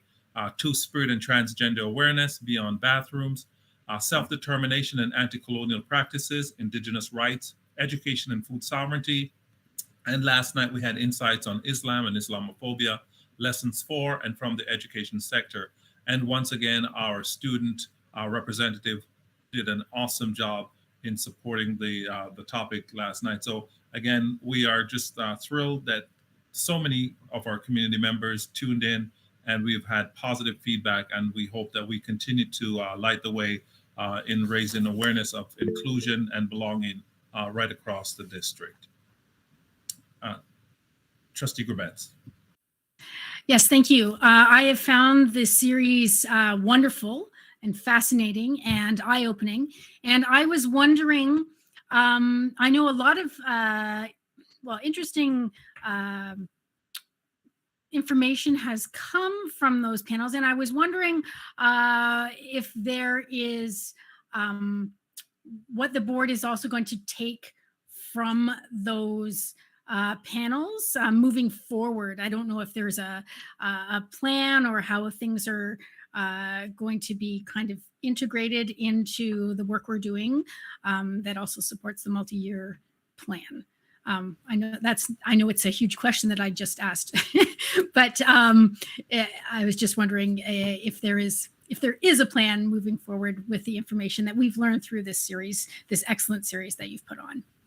No, thanks so much, Trustee Grubens. Absolutely. I think that we've heard a lot of great ideas, and in every series, there were lots of suggestions and ideas that we think would enhance our multi-year plan and our commitments that we have.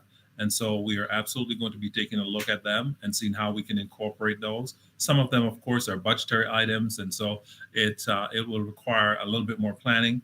But we are absolutely, we have taken down the suggestions, and we're going to be looking to how we can incorporate that to enhance it. Beyond that, there are so many different ideas that came forward that it doesn't require actual budgetary, input or monetary input. So we can, schools and facilities can take away so many things to enhance the sense of belonging and inclusion for all of the communities and beyond that were a part of the series. So I hope that, our schools and our facilities would have taken advantage of those opportunities as well. Thank you. And the next item up, we have a multi-year plan video, and I'm going to turn it over to Superintendent Ito. Hello, everybody. I'm really happy to share with you today the fifth and final video in the multi-year plan video series. And it's very timely, given that this is National Indigenous Peoples Month. We have National Indigenous Peoples Day coming up on June 21st, of course. As you're aware, this series has been developed in order to provide greater insight into the work going on to address our goals in each of the 5 areas of the multi-year strategic plan. The video you're about to see speaks to the work around building Indigenous perspectives and awareness. In working alongside our treaty holder, we're proud of all that has been accomplished to center Indigenous rights and education in our classrooms, our schools, and across the board. As a board, we've achieved much in a very short period of time, and I believe are a model for educational systems across Ontario as it relates to this particular area. Special thanks goes out to our HDSB communications team. They've been awesome as usual in pulling this all together, and specifically a shout out to Jason Meisner and Kevin Raposo. And certainly to the HDSB Indigenous Rights and Education team for their work and ensuring the video was reflective of the work going on across the board. So without any further ado, roll on one, Superintendent Truffin.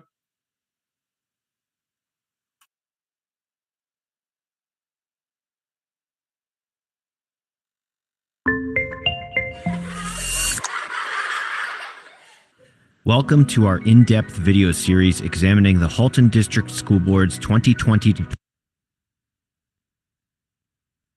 2024 multi-year plan. Throughout this series, we will be highlighting all 5 areas of focus in our strategic plan.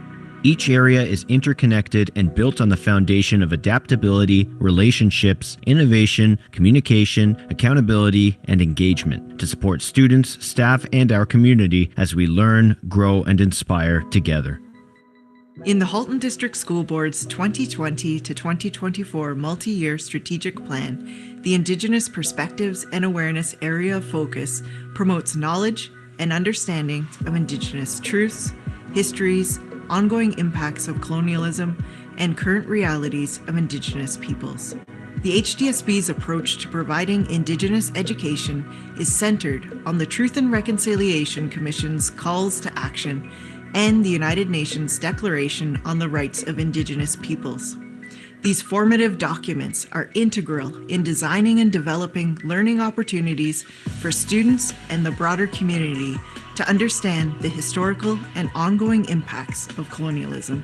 In consultation with Indigenous experts, the HDSB Indigenous Rights and Education team works with staff across the system to build informed knowledge and understanding to enable staff to critically examine and apply their learning to classroom and department practices.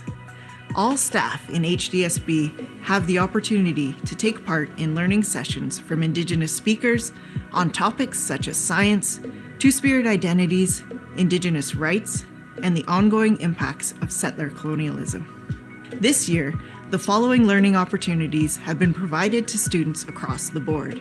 Describe, Anishinaabe Mi'kmaq, spoken word artist, poet, shared his poetry and work with students on creating their own in multiple elementary and secondary classes. Nancy Rowe, Michizalgig, Ojibwe, Anishinaabe Kwe, spoke to secondary students about treaties and the history of the land we are on. Isaac Murdoch, Ojibwe, explored with secondary students the true history regarding treaties. HDSB Indigenous Knowledge Guide and itinerant resource teachers for Indigenous rights and education worked in elementary and secondary classrooms to build upon learning about Indigenous histories, treaties, rights, excellence, and current realities. Wilfred Buck, Cree, provided an overview of the night sky from the Cree perspective and demonstrated how Indigenous knowledge systems can help to advance the fields of STEM. Engagement with Indigenous community members includes ongoing consultation with the treaty partner, Mississaugas of the Credit First Nation. It also takes place through consultation with the HDSB Indigenous Education Advisory Council, which consists of a treaty partner and Halton Indigenous parents. This council provides input on the direction of work that benefits self-identified Indigenous students, staff, and families, including policy development and identity-affirming activities. The Truth and Reconciliation Commission's call to action, number 62, calls upon educators to develop age-appropriate curriculum on residential schools and treaties. Knowledge building around the residential schools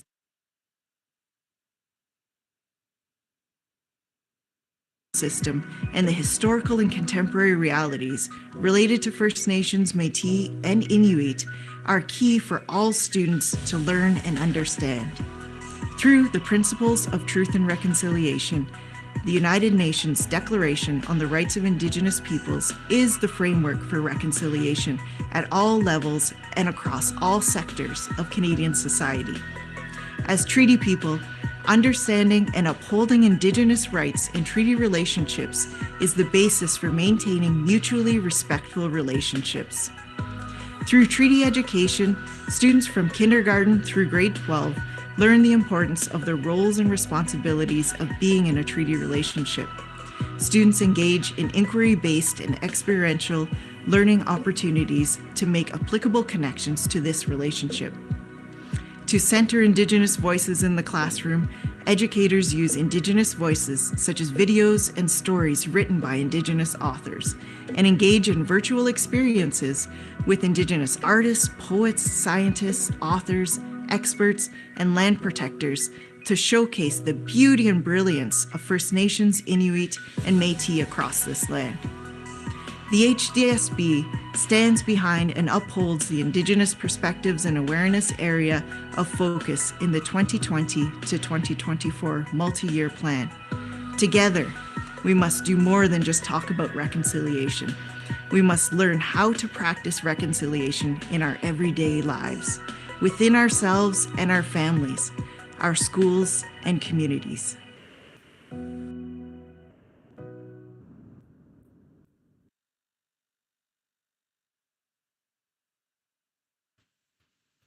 Thank you so much, Rob and Tammy, for that narration. Truly supportive.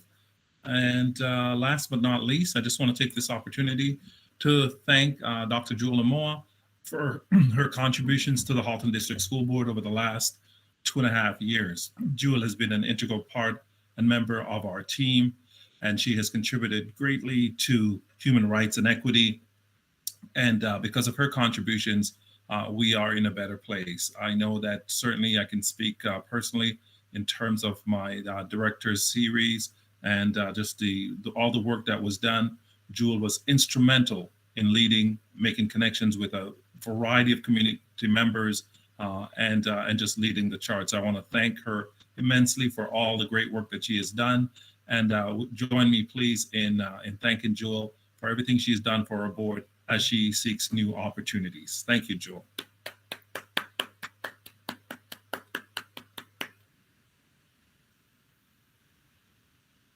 Wondering if any trustees would want to say anything to Dr. Amoa. All right, Trustee Amos. Thank you. I remember being on the interview committee when we were looking for the position that Dr. Amoa has filled, and just being blown away by her interview, by what she could bring to our board, and she did. What she has done for our board, what she has helped educate all of us from the top down, she has made an impact on everyone all the way to the students, and has really made a difference for our board. Thank you, Jewel, for all that you have done. And you've only maybe have been with us for 2.5 years. It feels like longer, but thank you for the huge impact and for all of your guidance and help on what you've done. You'll be hard to replace, and I wish you all the best in the future. Thank you. Thank you, Trustee Amos. Trustee Oliver.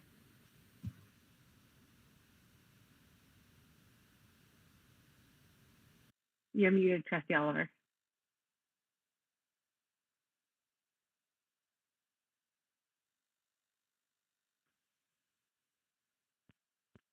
Oh. Maybe Trustee Oliver will come back in a couple of seconds. I bet she's resetting her microphone. Is that working now? Yes, that's working now. There you Okay, go. great. Thank you. Through your chair to Dr. Amoa, you filled a new position and brought really new perspective and expertise to our board. And I'm really grateful for all the work that you've done, specifically with students. You were very open to collaborate with students to join the Senate subcommittees and help them address a number of issues that were specific to the concerns that students raised. So I thank you very much for that and for your dedication and your openness and willingness to work with everybody. Thank you. Thank you so much. Oh, As I well. have something to say. Wait. Oh, sorry about My that. turn first. Sorry. So I just quickly, I wanted to echo all the trustees' comments, but so Dr. Amoa or Jewel, the one message, or sorry, for me, not my favorite message, but the most impactful message that you ever gave was encouraging us all to be disruptors. Disrupt, be a disruptor. And I always think about that whenever I'm in a situation and I think, that didn't sound right. And often in the past, I might have just sat quietly by. I always go back to my inner Jewel voice and think, no, Margot, be a disruptor. And I really hope I'm able to take that message on and continue it even after you're gone. And so I know that all the trustees have similar feelings towards the fact that we're going to miss you so much. So again, thank you so much for all you've done and for the impact you've had on all of our thought processes. Thank you so much, everyone. And I certainly want to also recognize the retirement letter that I received from Marnie Denton, our Manager of Communications and Engagement. And I'm going to ask Superintendent Padrabarek if he would just say a few words, having the portfolio and working closely with Marnie. Hi, everyone. It would be my honor to say a few words about Marnie. I could speak for hours about Marnie. And most of it would be entirely appropriate. But, Marnie has been with the board since the year 2000. And at that point, she was a department of one, printing photocopied letters and stuffing them in backpacks is where the point of entry was. In the next 22 years, we've grown as a department to websites, social media, all sorts of communication methods. And for a board that's often compared with Toronto and Peel, I think for a small department, we punch well above our weight class, and that's due to Marnie. Her succinctness in communication is second to none. She edits out all of our edubabble that we try to load into our parent communications. Marnie says, people don't know what this means, and edits it out. It's clear, succinct. Her crisis management abilities are appreciated. Her instincts around communication, we can count on. They're so razor sharp. So we will miss her. I know every single one of us have read pages and pages and pages of Marnie's work over the years. And it's always to a high professional standard. So we will certainly miss her. And we will seek to find that next great Marnie out there who is a fit for the board. But for tonight, I just want to salute everything she's done. It's been my privilege to work with her. When we told the communication teams themselves, they were upset because Marnie just brought such a steady hand in leadership and bred such loyalty and team among them all. So for all of that, I want to thank her and salute her if she's out there listening. Thank you, Marnie.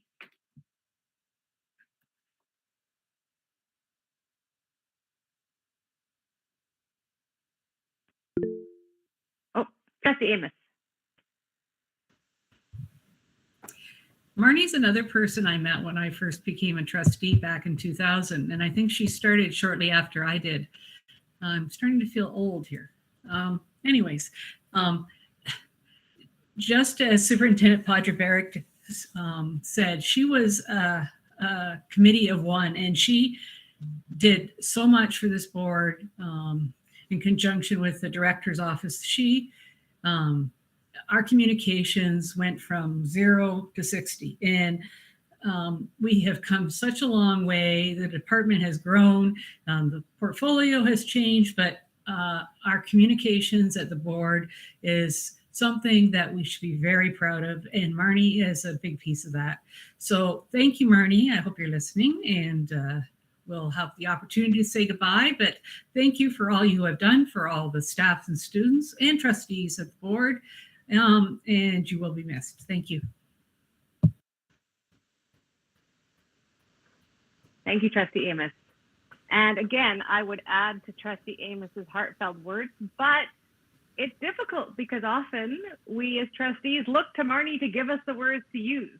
So having her gone will give us a loss of words. So again, on behalf of all of us at the Board of Trustees, we're going to miss you so much, Marnie, and really good luck with everything that you do in your retirement. And I would just ask the senior team to stay online and stay on screen. And I just want to close by saying thank you to the incredible team that you see in front of you, trustees, and to the public. It's not lost on me that today is June 1st, and we've made it to the final month of the year due to the dedication and hard work of the folks that you see in front of you here today.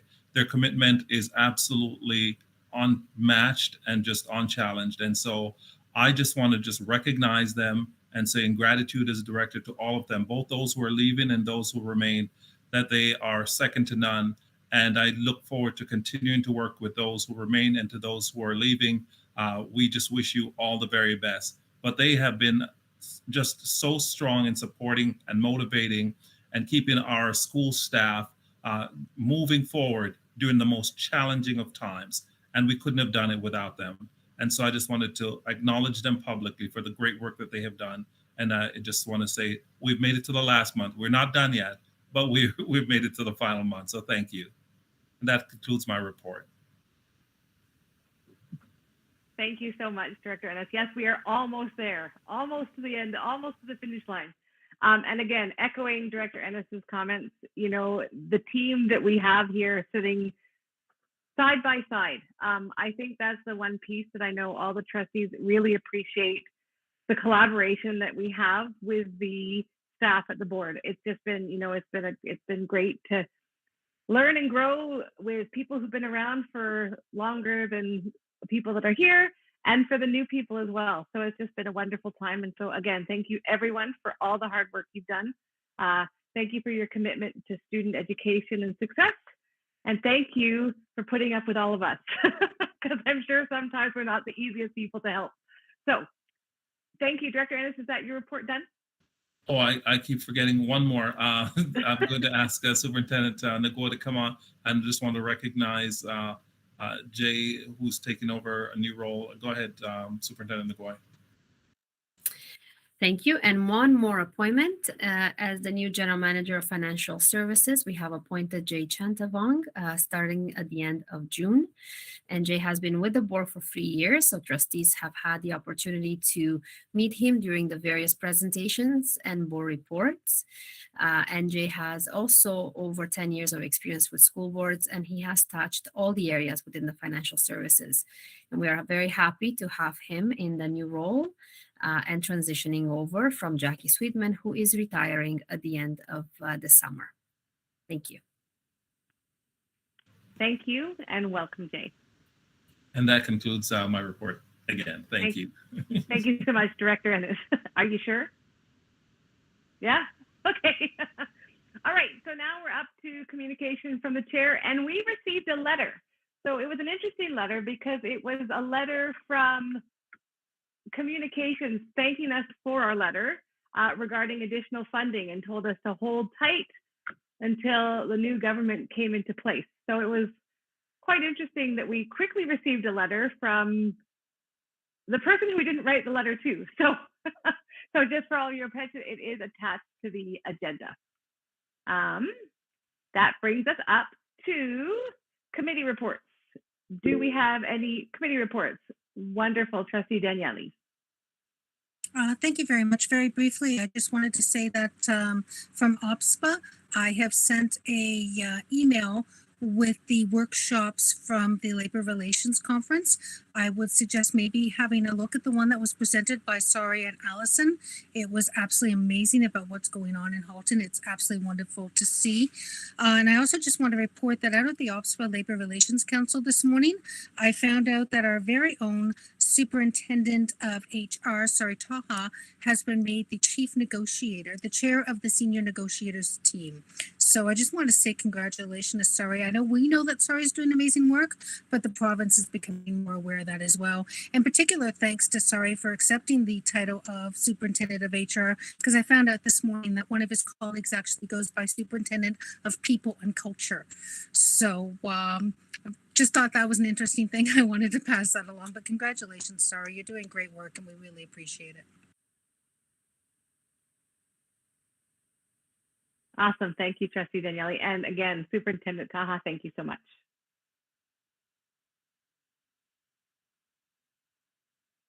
Okay, any more committee reports? Wonderful. We are now up to trustee questions and comments. Do we have any trustee questions and comments? Okay, I have a couple. Oh, good. There we go. Vice Chair Harrison. Thank you. Through you, Madam Chair, I wonder if there's an update with respect to the EQAO. There was some recent media coverage of the technical issues that took place and the impact on those that were writing and possible reschedules and so on. I'm going to ask Superintendent Salmini to speak to that. Thank you. Thank you for the question.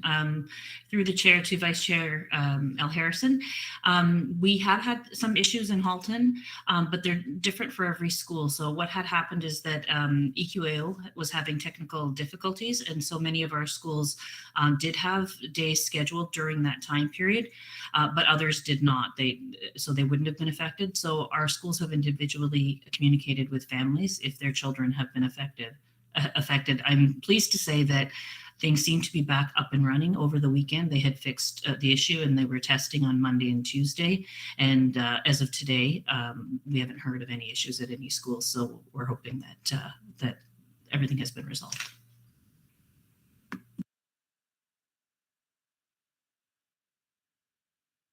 Thank you. Good, Vice Chair Harrison. Any other questions from other trustees? Okay, I have a question and then I also have some comments. So first of all, my question, I've had a lot of concern from the community around our safe arrivals to school. And I just was wondering, maybe if we could have, I know it's different depending if you're in elementary or if you're in secondary school. So I was wondering if maybe we as trustees could be given an overview of Halton's approach to school safety. Director Ennis, sorry. Thank you for that. I'm going to ask Superintendent Pondrabarak if he would respond to this question. Yes, I'm happy to, through the chair to the chair and all trustees. There is a nice summary on our website currently about safety, and it speaks to, it's called School Safety FAQs. And so I would lead you there as a starting point. It certainly includes many facets. I appreciate great anxiety about the recent lockdown we've had and just the stories in and around Canada and of course in the United States around school security. It's always been an ongoing issue, but it's certainly a hot button issue right now. So we have an approach where all doors are locked in elementary schools, and that was put in place very quickly across the province after the Sandy Hook events at Sandy Hook Elementary School. High schools, there's no parameters provincially across the province, but we generally look at, you have to have an ability to secure your building in a hurry. So recently we've been working to reduce the number of doors open. For example, at Georgetown High, a number of years ago, there's 47 entry-exit doors in the school. You simply cannot lock 47 doors in minutes notice. So we have pared that back. We've asked every high school, depending on their site and the layout of the building, to go from two open doors to up to 4. For example, a multi-site building like White Oaks, it's 2 different facilities, and so there are always some exceptions around there. In terms of doors, we have lockdown, hold, and secure, and shelter in place drills done. The lockdown is the drill that is rehearsed. These have been recently amended due to COVID, but we have found incidents that we have not lost the effectiveness in the drills and the readiness in schools. We sent a letter today to the White Oaks students and families as a follow-up, for instance, thanking them for their the excellence throughout that. As you can appreciate, it's an enormously stressful time for them all. So we do those drills, and lockdown procedures are very well known throughout all of our schools. Hold and secure is a little easier. They're very well known as well. All of our staff are trained in them, and the kids are drilled on them annually. So that all of those pieces are in place. Behind it all is very close relationships with Halton Regional Police Services. Their response is really quick and appropriate, you know. And I just like to highlight to everyone, you know, we've had some incidents of late, and they always center around kind of replica weapons, which are treated as though they're real. You have to understand that. And the police, I don't know if you've seen their news release, but in there they say, the Halton Regional Police Service would like to remind members of the public that replica firearms pose a significant threat to the community. They appear to be real to both members of the public and the police. When reports of a potential firearm are received, officers respond assuming they are real, which increases risks to the person in possession of the firearm, the police, and all members of the public, in this case, our student body. That needs to be highlighted. So what happened at White Oaks is stressing and upsetting to many as it was what should have happened. That was to drill. It was very brief in terms of accessing, and we have found that in all of our incidents, as unfortunate as they are. Sometimes lockdowns are required, sometimes it's hold and secures in the general area, but our schools are very well versed in them. And, you know, safety is something, you know, people want guarantees on. We do our best to mitigate risks. There's no school board anywhere that can guarantee with credibility the safety of all kids. We have emergency procedures for a reason. And they're to offer every risk mitigation we can, and with the knowledge that, you know, sometimes tragic events can happen. Far fewer in our system, but we have had lockdowns. We've had lockdowns that last 10 minutes. We've had lockdowns that last up to 4 hours. We had one at Georgetown many years back. You know, the kids and staff handle them well, and then we certainly want to support them after. And that's what we're doing now in these cases, because we know they can be traumatic and certainly stress-inducing incidents. So we help kids process and support them after. But those are our general safety mechanisms. We have no screening or active screening at doorways or anything like that. We could put measures in place that would, to be honest, diminish the safety of kids day to day in the school. Sometimes the presence of those measures can discourage attendance and be unsettling, as a matter of fact. And you know, I think it's important for the public to know that these really upsetting school shootings and things we hear of in the United States, there already were locked doors, there were armed people in the building, there were all of these so-called measures that prevent. And it's a societal, there is no single measure that will take care of everything safety is. We have a host of measures in place. And and passive screening at doorways. All of our procedures that we have in place, they're all summarized in every classroom, has a sheet posted in it throughout the hallway. So we do everything possible to ensure safety and reassure. And parents can see those in every single building we have. We summarize them all, what emergency locations are if needed. Every school has a backup location if needed. We script and rehearse everything to the best of our ability. So that's probably very long-winded. I hope I touched on just some of the issues or concerns maybe you've been receiving from folks. Yeah, thank you so much, Superintendent Podreberic. I think it was a needed refresher for everyone just to have that understanding. As I think most of you have, I've had several questions and concerns, and just having that refresher piece is really helpful. And again, your candor and recognition of that wraparound plan that we have is really nice to hear. Looking at not only that one piece that people always turn to as their quick fix, and recognizing that it's more than just that. So thank you so much. Okay, any other questions and comments from trustees? Okay, quick. Oh, there we go. Trustee Gray. Yes, just very quickly through the chair, I just want to recognize that this is Bike to School Week, and it's been very, very successful up in the hills. I've passed by several schools to see lots of bikes chained to fences and so on and so forth. And special shout out to Stewarttown tomorrow, who's doing they call it a bike train event, where kids are gathering on corners and biking as a group to the school tomorrow. And that's for a school that's largely bused. So I'm congratulating them in advance for this wonderful initiative. Thank you so much.